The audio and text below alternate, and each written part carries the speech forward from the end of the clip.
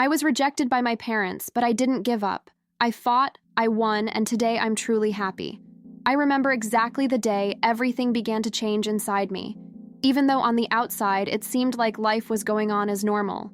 It wasn't a major accident, a scream, or a fight. It was a short, almost emotionless conversation that knocked me off my feet.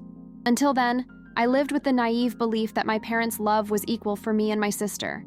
I always noticed that Amelia received more attention, more compliments, more smiles, but I always made excuses. She's the oldest, she has more responsibilities. She's more sociable, she gets more attention. I invented reasons not to face the truth, until that day. My 18th birthday was approaching, and for me, that date carried enormous weight. It wasn't just a number, it was the official entry into adulthood, the moment I felt the world was making room for me, that I could finally step out of everyone's shadow and start standing on my own 2 feet. I spent months dreaming of a simple yet meaningful celebration. A small party with my closest friends, my family, music, cake, laughter. Nothing extravagant, just something that said, I matter, I'm here, I'm part of this too. I trusted that, even with all our differences, my parents would support me, as they always said they would. The confirmation of what I feared, and yet still didn't want to believe, came so coldly that even today, remembering it still gives me a tightness in my chest. I was in the kitchen, helping my mother with some everyday things, when I mentioned the party. I asked about the money they'd promised to set aside for my birthday. Rosanna looked at me as if she were answering about the shopping list, without a trace of emotion, and said, "Oh, honey, about that. We ended up using the money for Amelia's party." That was it. No apology, no look of guilt. Just confirmation that my plans, my dreams, my feelings had simply been discarded. I was silent for a few seconds, unable to process it properly. I asked if it had been a mistake, if perhaps there was still some way to do something, anything. My father, Thomas, chimed in and reinforced, with the naturalness of someone commenting on the mood. "We couldn't afford both parties. Your sisters needed more investment. We'll see about yours later." But later never comes when you've already been put last. There, in that moment, an old wound, one I'd always hidden from myself, burst open. I realized it wasn't a slip-up. It wasn't an accident. It was confirmation of years of being invisible, only this time without the curtain that hid the truth. I wasn't as important. I wasn't a priority. That night, I locked myself in my room. I stared at the ceiling for hours, trying to find a reason not to feel what was building inside me. I'd always been the daughter who didn't cause trouble. I never yelled, never argued, always accepted my family's decisions, even when they hurt me a little. I was proud of that, of not being the difficult one. But at the same time, I always felt a weight, an absence, as if something were missing, as if I had to make an effort to believe I was loved. That night was the trigger. I cried until I had no tears left, not because of the party itself, but because I realized that to them, my joy was optional. Amelia's was a priority, an obligation. Mine was a disposable detail. The pain mixed with anger, and the anger with fear. I didn't know what to do, or if doing anything would make things worse.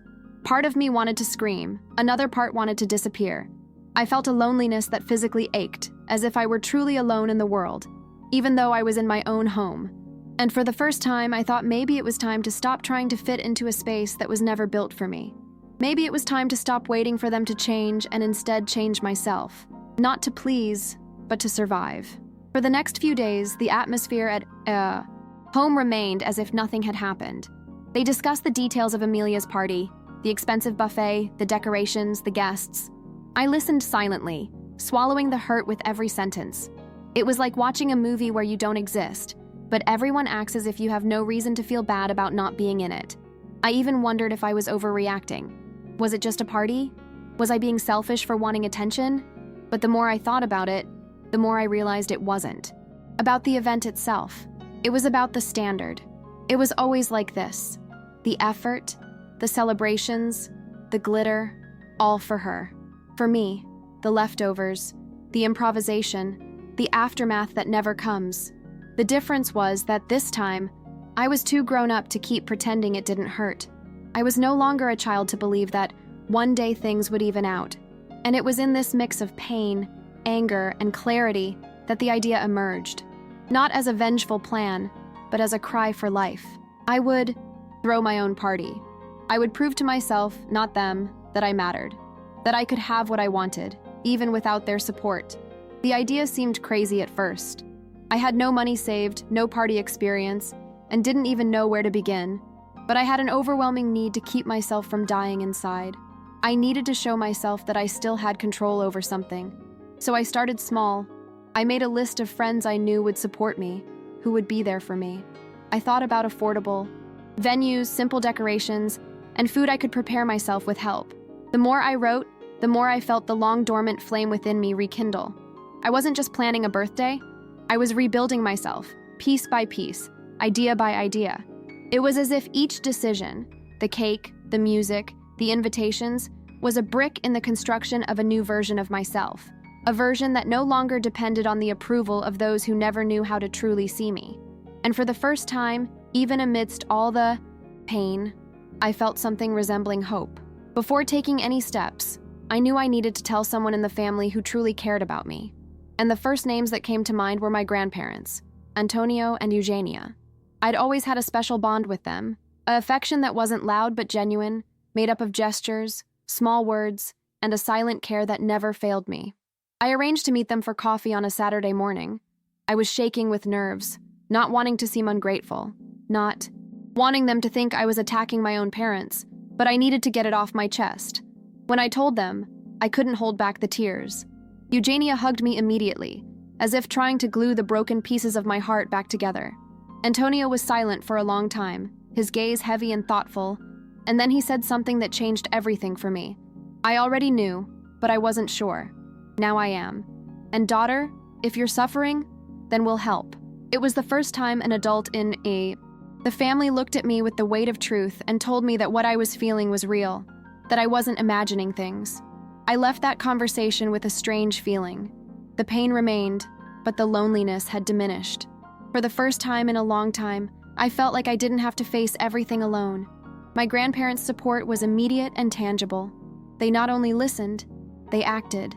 Antonio called my aunt and uncle, Marcelo, Rafael, and Ursula, and told them what was happening. I feared judgment. I thought they might tell me not to make a fuss. That family was just like that it wasn't worth picking a fight. But to my surprise, their reaction was one of outrage. Ursula was the first to speak up. "This is absurd, Eva. You don't deserve to go through this." Marcelo, who had always been more reserved, spoke slowly but firmly.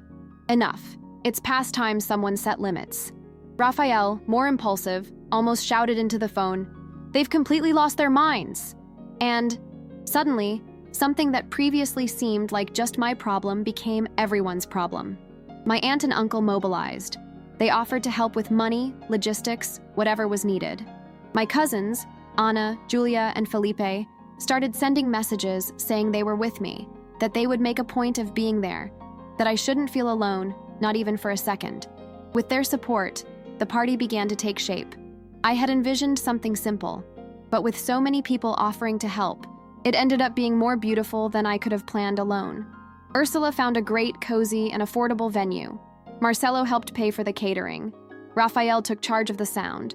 Anna and Julia were in charge of the decorations, while Felipe worked on the guest list with me, checking who could come and who needed a ride.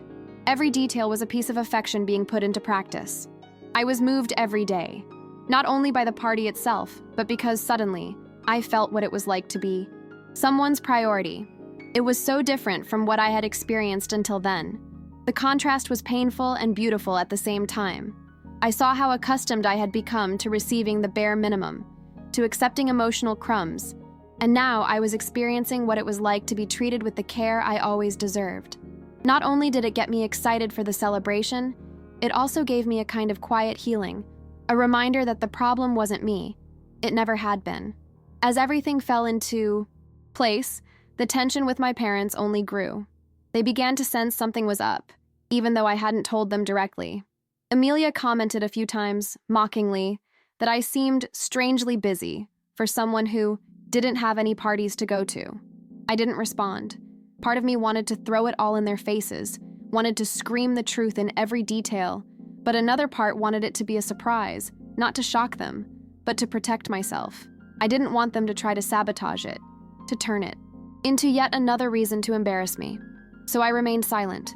I continued with my plans, my heart pounding every time the phone rang, afraid of being discovered prematurely. Finally, the day of the party arrived.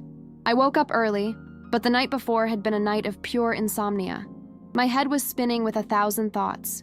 Would people really show up? Had I done something wrong? Was this all just an exaggeration on my part?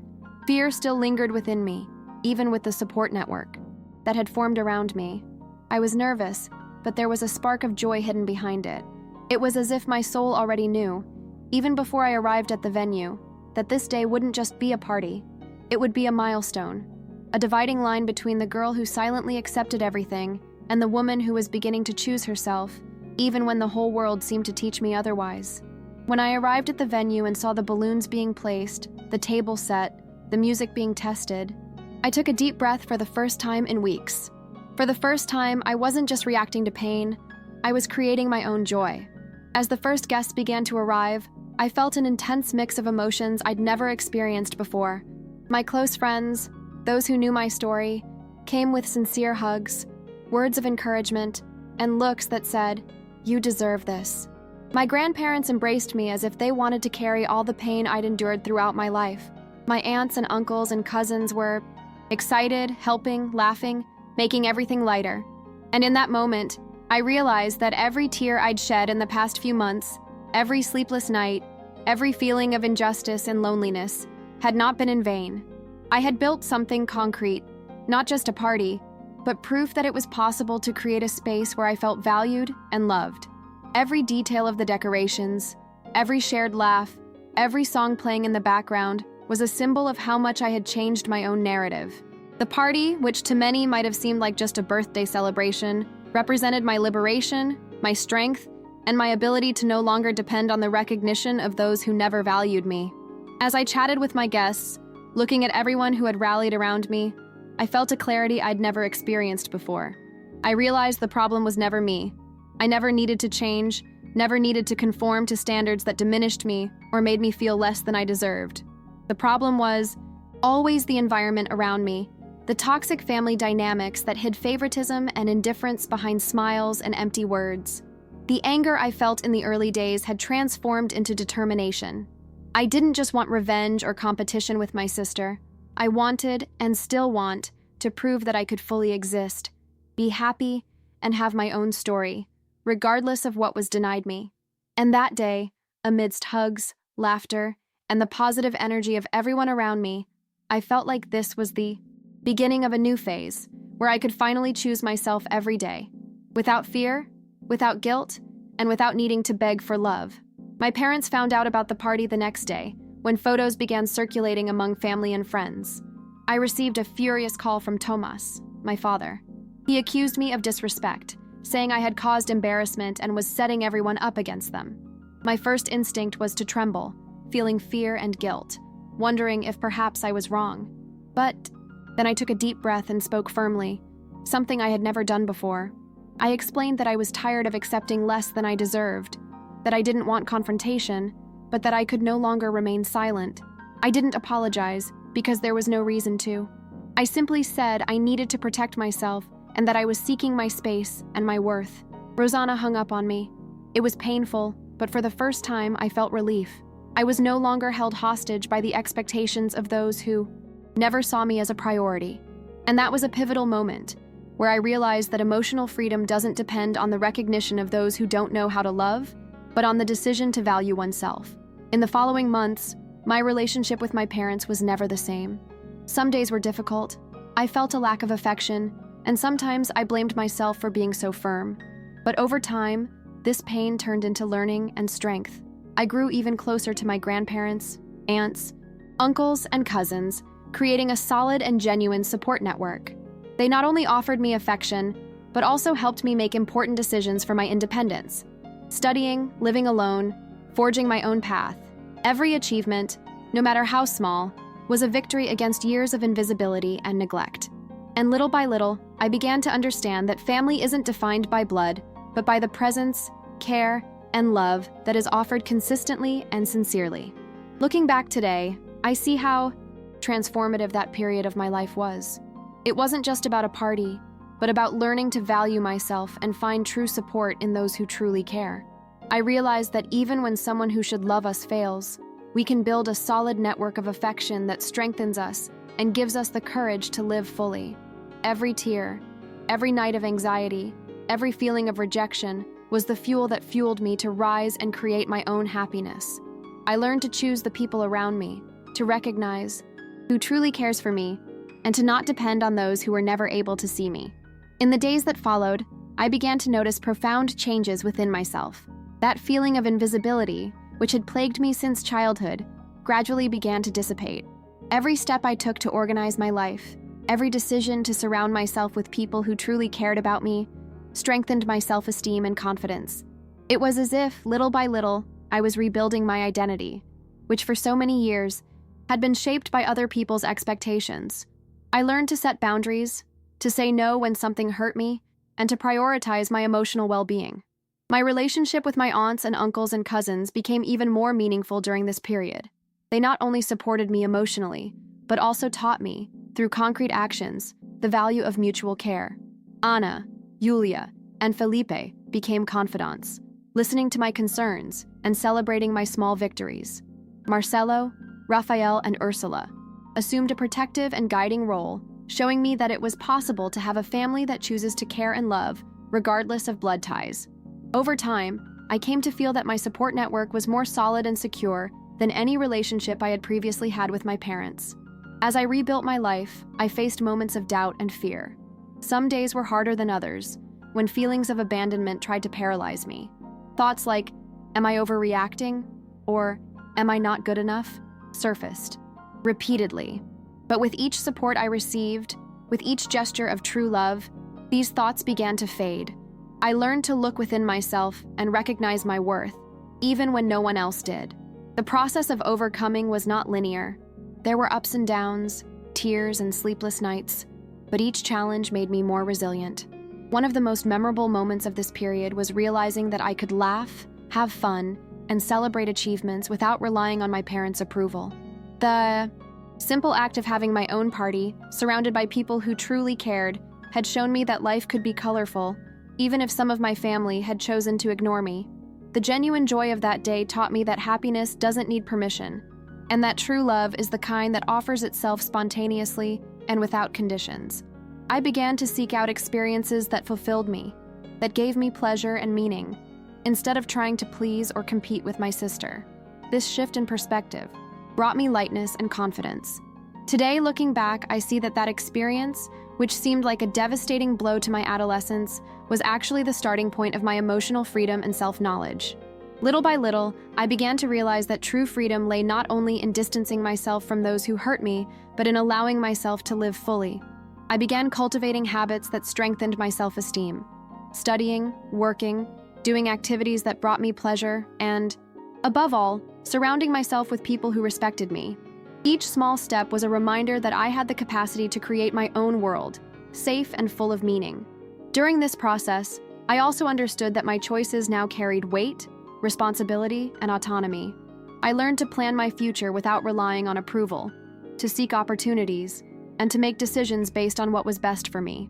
Each personal victory, like getting into college, securing my own place to live, and achieving my professional goals, reinforced the certainty that the pain I felt didn't define me, but rather strengthened me.